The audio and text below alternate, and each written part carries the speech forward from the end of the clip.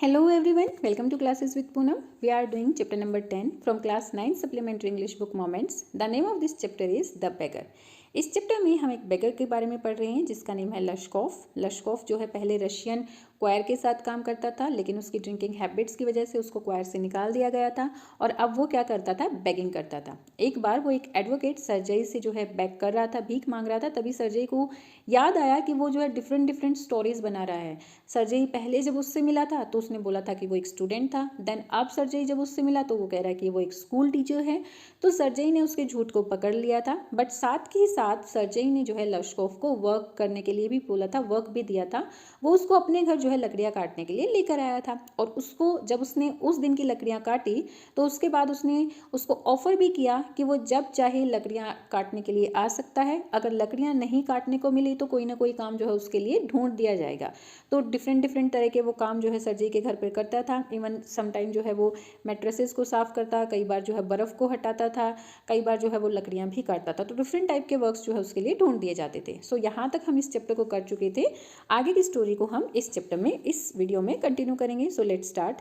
When Sergei moved into another house, he hired him to help in the packing and the hauling of the furniture. जब सर्जई जो है दूसरे घर में move कर रहा था तब उसने जो है लश्कोफ को हायर किया था पैकिंग में और फर्नीचर को हॉल करने में, फर्नीचर को जो है ट्रंक में लादने के लिए जो है उसने उसको हायर किया।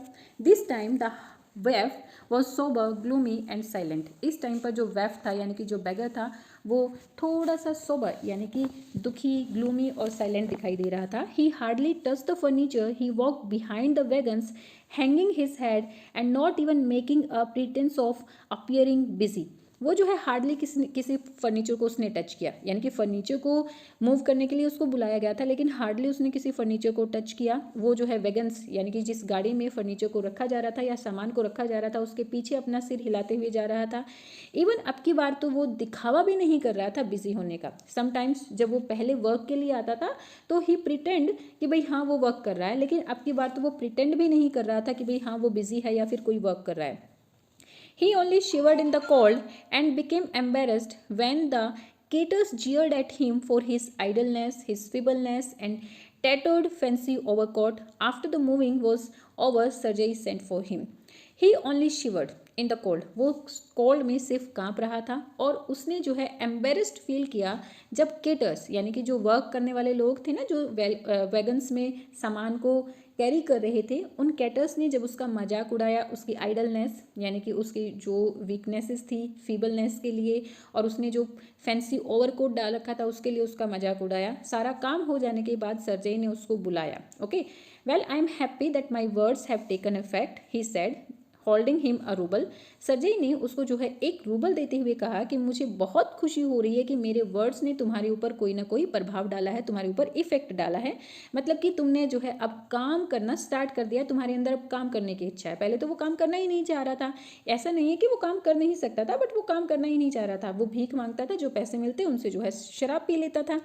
अब उसने शराब पीना भी छोड़ दिया था, काम करना स्टार्ट कर दिया था। तो सर्जई को कहीं ना कहीं यही लग रहा था कि उसने जो उसको वर्ड्स बोले या फिर उसने जो उसको वर्क दिया उसका इफेक्ट उसके ऊपर हो रहा है। तो वो क्या कहता है, मैं ये देखकर खुश हूँ कि मेरे वर्ड्स ने तुम्हारे ऊपर इफेक्ट किया। Here, for your pains, I see you are sober and have no objection to work. What is your name? तो वो क्या कहते हैं कि मैं देख रहा हूँ कि तुम बहुत ही कमज़ोर, सोबर मतलब बहुत ही कमज़ोर हो गए हो, लेकिन हाँ तुम्हें लेकिन फिर भी काम करने में कोई ऑब्जेक्शन नहीं है। तुम्हारा नाम क्या है? देन बेगर कहता है Lushkoff. Well Lushkoff, I can now offer you some other cleaner employment, can you right?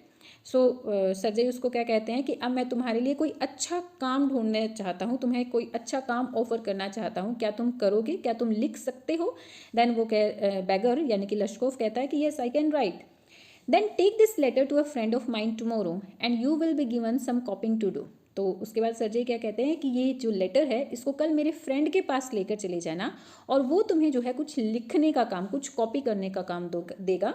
Work hard, don't drink and remember what I have said to you, good bye. तो उसके बाद वो क्या कहता है कि हार्ड वर्क करो, मेहनत करो, शराब नहीं पीना है और जो भी मैंने तुम्हें बताया है उसको हमेशा याद रखना है, then good bye. Please that having put a man on the right path, Sergei tapped Lashkov kindly on the shoulder and even gave him his hand at parting. इस बात से खुश होकर कि सर्जेई के वर्ड्स जो है किसी पर्सन को सही रास्ते पर लेकर आए, सर्जेई ने लश्कोव के शोल्डर्स पर पैट किया, टैप किया एंड देन उसके साथ जो है हैंडशेक भी किया। Lushkoff took the letter and from that day forth came no more to the yard to work. और फिर जो है लश्कोव ने वो लेटर लिया और फिर उसके बाद जो है वो यार्ड में काम करने के लिए कभी भी नहीं आया। मीन्स वो जो है कॉपिंग का काम, उसको लिखने का काम मिल गया था, तो फिर उसके बाद वो जो है ऐसा काम जो लकड़ियाँ काटना या फिर बर्फ़ को हटाना या फिर मैट्रेसेस को साफ़ करना जो सर्जेई के घर में वो करने के लिए आता था, वो सब उसने बंद कर दिया था। 2 years went by, 2 years पास हो गए थे। Then one evening, as Sergey was standing at the ticket window at a theater paying for his seat, he noticed a little man beside him with a coat collar of curly fur and a worn sealskin cap. 2 years बाद एक evening Sergei जो है theatre की ticket लेने के लिए window के पास खड़े थे, तो उसने नोटिस किया कि उसके साइड में एक छोटा सा मैन खड़ा है जिसने कर्ली फर के कॉलर वाला कोट पहना हुआ है और सील जो एक टाइप की फिश होती है और सील की स्किन की कैप उसने पहनी हुई है। This little individual timidly asked the ticket seller for a seat in the gallery and paid for it in a copper coins. और ये जो लिटिल इंडिविजुअल था, यानी कि जो पर्सन सर्जेई के पास खड़ा था, इसने जो टिकट सेलर था उसको गैलरी की सीट मांगी, उससे गैलरी की सीट मांगी। गैलरी की सीट थोड़ी सी कॉस्टली होती है और फिर उसने जो है कॉपर कॉइन्स में इस गैलरी की सीट के लिए पे किया। Lushkoff, is that you? Cried Sergei. Sergei जो है उसको लिटिल मैन को पहचानते हुए कहते हैं कि लश्कोव, क्या तुम हो? How are you? What are you doing? How is everything with you? तुम कैसे हो? आजकल क्या करते हो? तुम्हारे साथ सब कुछ सही है ना? All right, I am a notary now and I am paid 35 roubles a month. Then Lushkoff कहता है कि मैं बिल्कुल ठीक हूँ, अब मैं एक नॉटरी हूँ। नॉटरी मतलब जो ऑफिशियल लिखने का, डॉक्यूमेंट्स प्रिपेयर करने का वर्क करते हैं। ओके, सो मैं अब एक नॉटरी हूँ और मुझे हर महीने 35 रूबल्स मिलते हैं। Thank heaven, that's fine. I'm delighted for your sake. I'm very very happy, Lashkov. Then Lashkov की ये बात सुनकर जो है सर्जेई कहते हैं कि भगवान का थैंक है, यह बहुत अच्छी बात है, मैं तुम्हारे लिए बहुत बहुत खुश हूँ लश्कोव। See you are my godson in a sense. तो सर्जेई कहता है कि अगर एक सेंस में हम बात करें तो तुम मेरे गॉड सन हो, यानी कि भगवान के दिए हुए बेटे हो, तुम मेरे धर्म के बेटे हो। I gave you a push along the right path, you know, do you remember what a roasting I gave you? I nearly had you sinking into the ground at my feet that day. वो कहते हैं कि क्या तुम्हें याद है कि मैंने तुम्हें एक पुश दिया राइट पाथ की तरफ, मीन्स तुम्हें एक सही रास्ता दिखाया। क्या तुम जानते हो, क्या तुम्हें याद है? क्या तुम्हें याद है उस दिन की बात? मैंने जो है नियरली तुम्हें अपने पैरों पर गिरा ही दिया था, मीन्स मैंने तुम्हारी बहुत इंसल्ट की थी और उसके बाद सर्जेई ने उसको वर्क भी तो दिया था, इंसल्ट के साथ साथ वर्क भी दिया था। Thank you old man for not forgetting my words. तो वो क्या कहता है सर्जेई कि थैंक यू ओल्ड मैन, मेरे वर्ड्स ना भूलने के लिए, कि भाई तुमने मेरे वर्ड्स को याद रखा और मेरे वर्ड्स की हेल्प से ही आज तुम्हारी लाइफ पूरी तरह से चेंज हो गई है। Thank you too said Lushkoff. Lushkoff कहता है कि आपका भी बहुत बहुत thank you. If I hadn't come to you then I might still have been calling myself a teacher और a student to this day. अगर मैं आपके पास नहीं आता तो शायद आज भी मैं अपने आप को कहीं ना कहीं स्टूडेंट या फिर स्कूल टीचर ही बोल रहा होता। Yes, by flying to your protection I dragged myself out of pit. Yes, ये बिल्कुल सही बात है कि आपकी शरण में आकर ही मैंने अपने आप को जो है इस गड्ढे से, इस पिट से बाहर निकाला। आई एम वेरी ग्लैड इंडीड, मुझे वास्तव में बहुत खुशी है।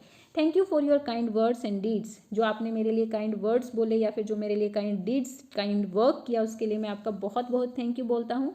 आई am very grateful to you and to your cook. मैं आपके लिए और आपकी कुक के लिए बहुत ही ज़्यादा थैंकफुल, ग्रेटफुल मीन्स थैंकफुल हूँ। God bless that good and noble women. भगवान जो है उस गुड और नोबल वुमेन को ब्लेस करें, अपना आशीर्वाद दें। You spoke finally then and I shall be indebted to you my dying day, but strictly speaking it was your cook Olga who saved me। वो क्या कहता है कि आपने उस समय आपने बहुत अच्छी बात कही और इसी वजह से मैं अपने आप को जो है उस डाइंग यानी कि मृत्यु के दिन से बाहर लेकर आया। मैं आपका हमेशा कर्जदार रहूँगा। परंतु अगर सही कहा जाए तो आपकी जो कुक ओल्गा थी उसी ने मुझे सेव किया। How is that? ये सुनकर जो है सर्जेई पूछता है कि भाई ऐसे कैसे? When I use to come to your house to chop wood she use to begin. जब मैं आपके घर जो है लकड़ियाँ काटने के लिए आया तो उसने बोलना स्टार्ट किया। क्या बोलना स्टार्ट किया था? ओल्गा ने उसको कोहनी से पुश भी तो किया था। Oh you sot, sot means drunkard. तो ओल्गा उसको कहते हैं कि ओ यू ड्रंकर, अरे ओ शराबी, यू मिजरेबल क्रीचर, यू दयनीय creature, there is nothing for you but यून, तुम्हारे लिए संसार में कुछ नहीं है बर्बादी के सिवाय, तुम जो इतना पीते हो ना तुम्हारे लिए बर्बादी के सिवाय और कुछ भी नहीं है। And then she would sit down opposite me and grow sad look into my face and weep, तब वो जो है मेरे अपोजिट डायरेक्शन में बैठ गई, मेरी तरफ देखा, वो मुझे देखकर बहुत ज़्यादा दुखी हुए और फिर जो है मेरे लिए उन्होंने जो है रोना भी स्टार्ट किया। मीन्स उसको देखकर ओल्गा बहुत परेशान थी कि कैसे इस पर्सन की लाइफ पूरी तरह से बर्बाद हो चुकी है, और ये सब देखकर उसको बहुत दुख हुआ और इसीलिए ओल्गा को रोना भी आया। Oh you unlucky man, there is no pleasure for you in this world and there will be none in the world to come. फिर ओल्गा उसको और कहती है कि अरे ओ अनलकी, बदकिस्मत मैन, तुम्हारे लिए इस वर्ल्ड में कोई प्लेजर, कोई खुशी नहीं है और आगे आने वाले वर्ल्ड में भी नहीं होगी। यू ड्रंकर्ड, तुम शराबी, you will burn in hell, तुम जो है नर्क में जलोगे। मतलब हालांकि वो उसको जो है ऐसे ऐसे स्ट्रिक्ट और ऐसे ऐसे बुरे वर्ड्स बोल रही थी, लेकिन कहीं ना कहीं ओल्गा जो है उस बेगर की केयर भी कर रही थी। Oh you unhappy one, oh so she would carry on you know in the strain. और फिर वो क्या कहती है, ओ अनहैप्पी वन, अरे अप्रसन्न प्राणी, और वो इस तरह से बोलती रहती। और क्या तुम जानते हो इस परेशानी में मैं आपको बता नहीं सकता कि उन्होंने मेरे लिए जो है कितनी परेशानियां सही। How many, I can't tell you how much misery she suffered, how many tears she shed for my sake, कितनी परेशानियां उसने सही, कितने आंसू उसने मेरे लिए बहाए। मीन्स लश्कोफ को देखकर ओल्गा बहुत ज़्यादा परेशान हुई और उसको रोना आ रहा था लश्कोफ की इस पोजीशन पर, इस सिचुएशन पर। But the chief thing was she use to chop the wood for मी।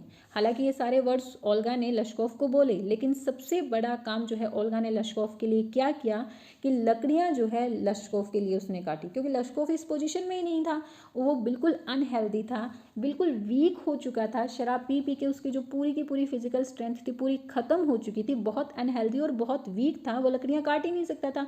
हमने पढ़ा ना प्रीवियस वीडियो में कि जैसे उसने लकड़ी को काटना शुरू किया वो लकड़ी जो है इधर उधर गिर जाती थी और वो लकड़ी काट ही नहीं पाता था। ओके, सो ओल्गा ने उसके लिए लकड़ियाँ काटी। ओल्गा आके सर्जई को बताती है ना कि लकड़ियाँ कट चुकी हैं, उसको हाफ रूबल दे दो, ठीक है। तो बट वो लकड़ियाँ लश्कोफ ने नहीं, किसने काटी थी, ओल्गा ने काटी थी। Do you know sir that I did not chop one single stick of would for you, she did it all. Sir क्या आप जानते हो कि मैंने आपके लिए कभी एक सिंगल स्टिक भी नहीं काटी, सारा का सारा काम ओल्गा ही करती थी।